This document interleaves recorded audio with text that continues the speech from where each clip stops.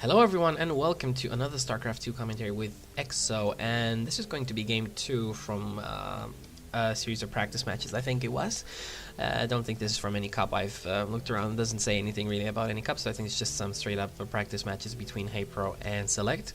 And so we're going to have a ZVT on Xel'Naga Caverns, and we're going to have LiquidHaypro spawning as the yellow Zerg at the 7 o'clock position, and we are going to have Select spawning as the blue Terran at the 2 o'clock position. Now, I've cast a game before from these guys, another one of those of the practice matches in this series, so go check that out as well. It's actually a really good game on Scrap Station, and if you haven't seen it, go, because there's going to be some spoilers incoming.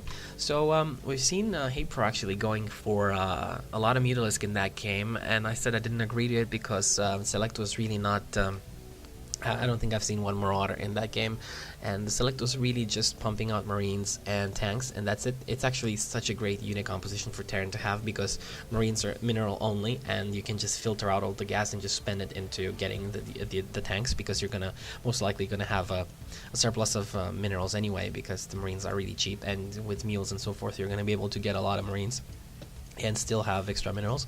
And yeah, HayPro kind of played into his hands. He just kept on trying. It's kind of a tunnel vision thing that you really don't want to have. It's when you're playing, you kind of tend to get caught up into what's happening into the game, and you kind of lose your focus a little bit.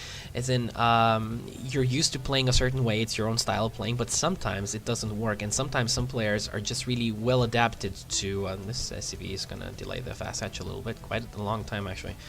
Nice running around from Select over here, and there we go. The fast hatch is going to go down, and the pool is going to go down as well. There we go. And so yeah, what I was saying is that you don't want to have tunnel vision. If it doesn't work once, twice, then don't try it again. You're just going to waste resources, because obviously your opponent knows how to deal with what you're doing right then.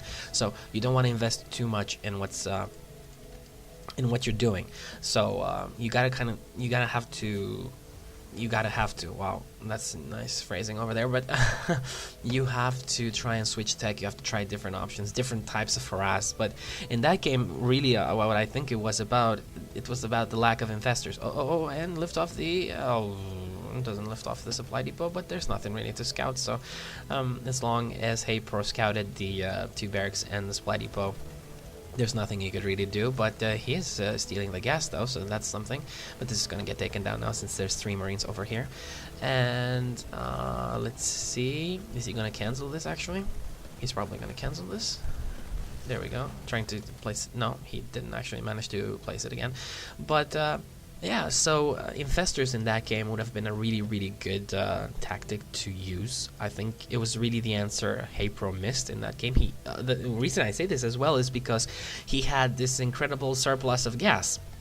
He had a lot of excess gas. He has like 100 minerals and 1700 gas. So yeah, infestors are a very gas costly unit. So as long as you have the gas to use, then why not get those infestors out to help you deal with the Marines.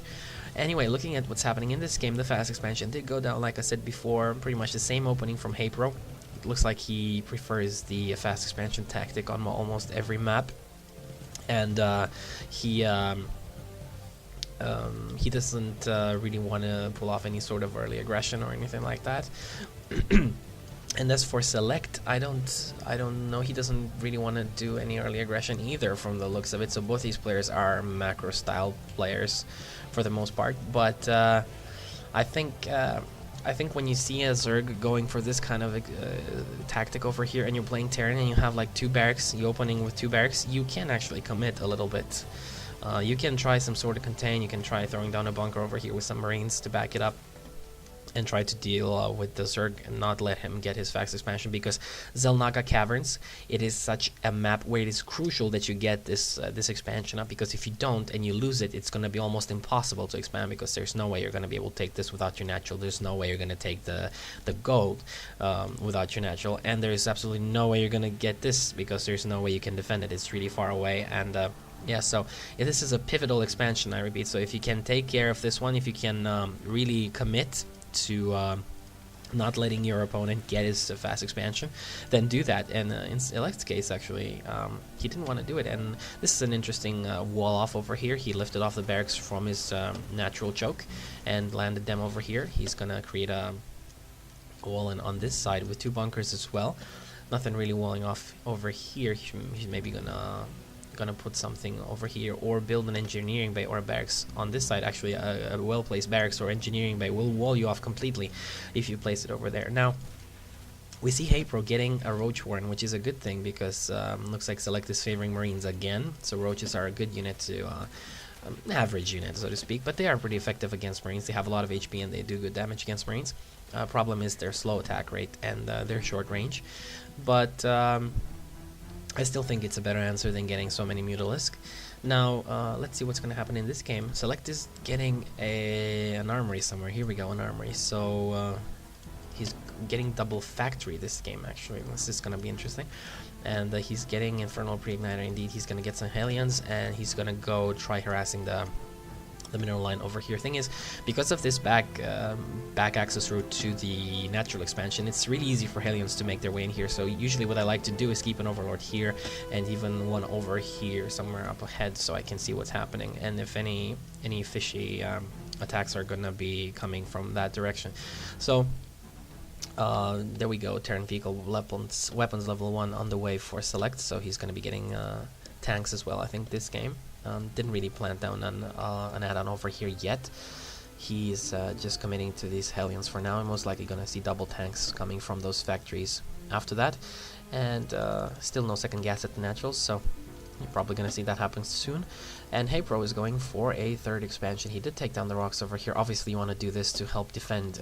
If you're gonna expand, if you're gonna go for this, you really want to take down the rocks, because otherwise you're gonna have to go around and so forth, and it's gonna take you a long time to actually get here. So you want to take down these rocks over here. But what this does is also allow your enemy, in case you should lose your expansion over here, your enemy has a direct access path from your former expansion directly to your natural. So got to think about this as well. Xel'Naga Caverns is really a map with so many access routes.